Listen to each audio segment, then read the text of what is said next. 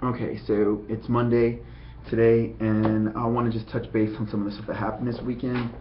And hopefully, your weekend was pretty amazing. Mine was relaxing, and it ended pretty amazing. So,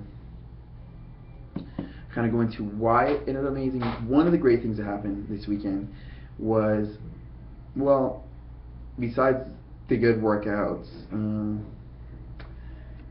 there was a book that was recommended to me by a friend, and that book, I was supposed to go out of town, and I couldn't go last minute. I just waited too long to drive, so I was gonna miss my appointment anyway. So this friend of mine that I was gonna meet out of town was like, check out this book, right? And the book, you know, is really awesome. You could say it helped me deal with some of the stuff that I had been dealing with emotionally, internally for a very long time. And I really battled some of the stuff was that this book talks about. And I'm being very sincere, it really helped sort of clean out a lot of the struggles internally that I faced as a man. It really did, because I think the book sort of helped clarify direction. And believe it or not, it was like a godsend, because the book went into things like purpose, pain, how to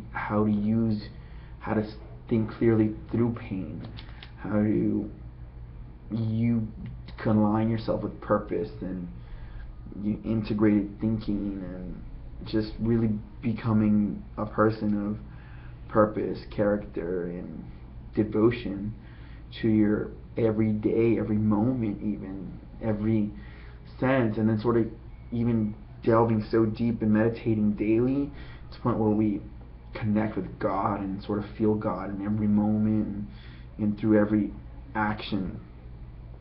So you could say it's pretty profound stuff, and so profound that anyone that asks me and takes the time to text me at 956-472-6995, again, that's 956-472-6995. If you take the time to text me, I will give you the name of this book, okay?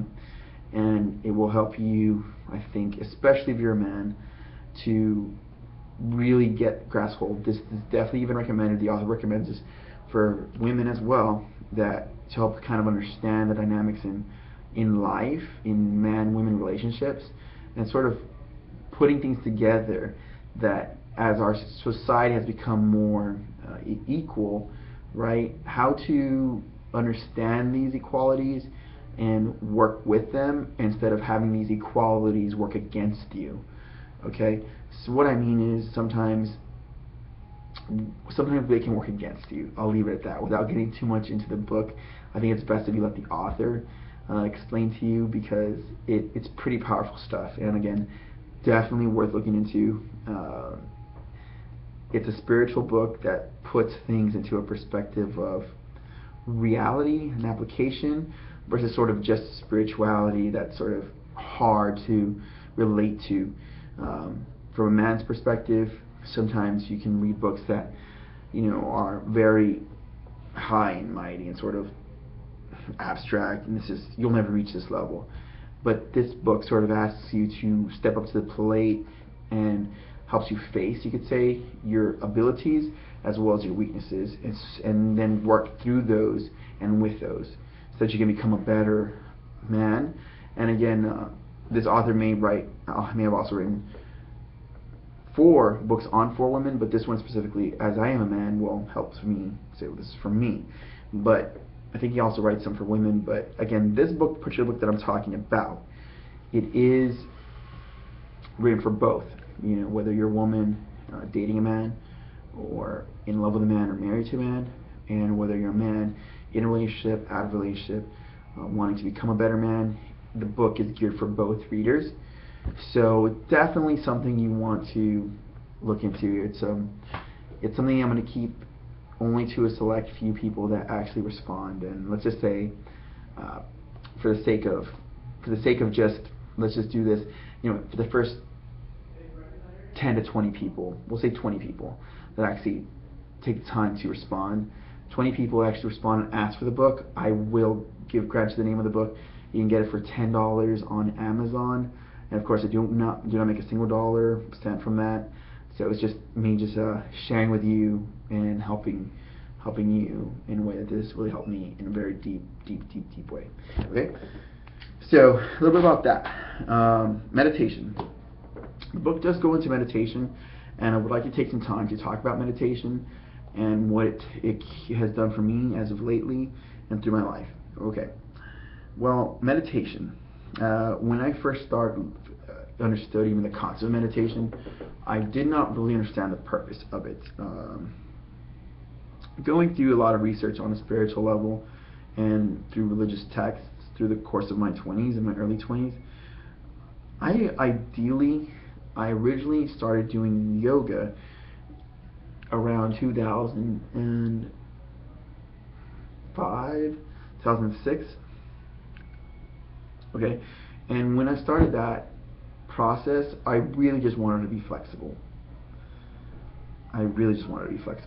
But yoga helped me relax more, and it helped me develop what's called a buffer. Okay, a buffer is something that you have between you and a reaction. So say someone says, I'm just going to use a stupid example so you can understand what I mean. So let's just say someone says, you're ugly. Okay, so this is you on this side. Say this is you on this side of the coin, and this is them, and this is your reaction.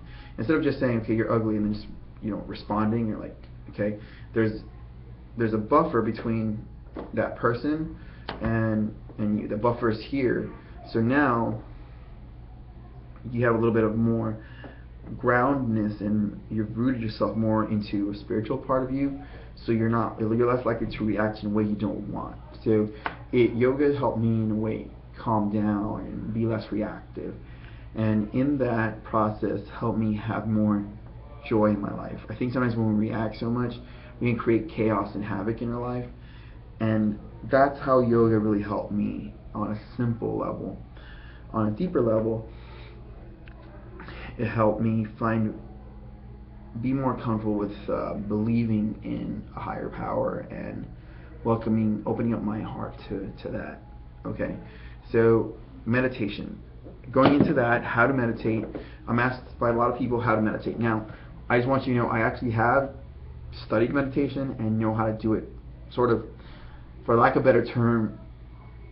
I know specific techniques that are taught by like the gentleman behind me on the wall here. That's Paramahansa Yogananda. Feel free to look him up. He does have a church or a fellowship called Self-Realization Fellowship, and he goes into meditation. Okay, so how to meditate. I think you can pay for lessons, which are pretty affordable.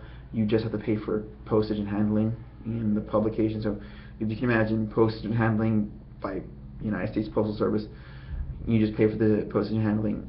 It's basically free. But that's been some of the best meditation I've actually acquired in my life. There's different methods to meditate, okay? But on a simple level, the best way and the most simplest way I can teach you without getting into too much of the teachings taught by Paramahansa is simple. I'm just going to go through the process here in front of you just so you can do them at home. Okay, so a simple way to is close your eyes and focus on the breath. One of the techniques you can use is to say you breathe in for 10 counts, hold it for 10 counts, and then exhale for 10 counts. So say just basically match. If you were to, you could even breathe in for 20, match for 20 seconds, and then exhale for 20 seconds. It's not so important as much as you're matching it. And so you do this process. This is going to be challenging at first if you have never done this, but you do this and you can start tapping into a meditative awareness. Okay, and so this could take you, a good first goal for someone meditating could be anywhere from 5 minutes, 10 minutes, 30 minutes, 45 minutes. It's just up to where you are. Keep in mind though that while 45 minutes is a great goal for someone to start out with. That's sort of where I started, even after yoga, so it wasn't really starting. But while it's a great number, one of the keys to great meditation is consistency. So you'd be better off to set the goal to meditate 10 minutes a day, and be actually to do that versus try to set the goal for 30 to 40 minutes, which is great, but you may not be good at that. It's just meditation is actually very difficult to do in the world we live in, because we're constantly thinking of the next thing, whether it's taking out the trash, whether it's grocery shopping, whether it's reading a book, studying, going to work, calling the person that's important to you, etc., etc., etc. It's just one thing after another. It's Facebooking, whatever it is that you're thinking. Well, my screen went blank. So, whatever it is that you're thinking, so keep that in mind as you meditate. So again, one of the ways you can do this is focus on the breath.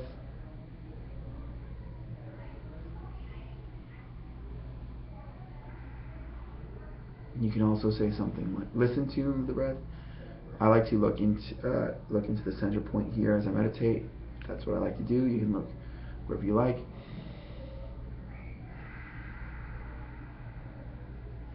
And you can focus on something important to you, whether that's love, whether that's growth, whether that's peace, whether that's God. You can invite God into your life. There's many things that you can do during this process here, okay? But you could say most of you do not probably want to meditate on things like hate, negativity, or anger. That's probably what meditation is, the antithesis to meditation for the most part, unless you're really, really twisted. So what I'm getting at is that meditation is generally, for the most part, connected to tapping into love within you and a spirit within you and a higher power, okay, and eventually to God. So that is the path there. You could say maybe you just want less stress, maybe you just want to be more positive. The path of meditation is known to eventually, whether it be even, and I'm going to say this, like whether it's this lifetime, maybe the next lifetime, it is led to guide you to embracing God, okay, in every moment. That's the general path of where meditation is guiding you, okay? And so that's why you may want to focus on positive things. Strongly suggested that you focus on positive things like love and abundance and growth and peace and fortitude, strength, things like this. This is what you may want to focus on during meditation. So the book, Meditation, today's day 8 on the 24-day challenge that I'm at. So other than that, I want to keep this one sort of brief here because of the potency on it. I'll go ahead and post any links I have or information.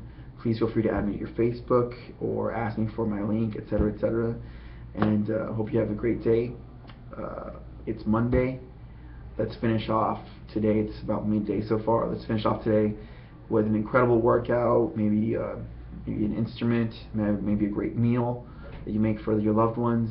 Maybe you share time with your loved one, or maybe you invest in a business that you always wanted to, or grow in your business. Whatever it is that you're looking to do today, I hope that you do it with purpose and growth and success. Have a great Monday. I'll see you tomorrow.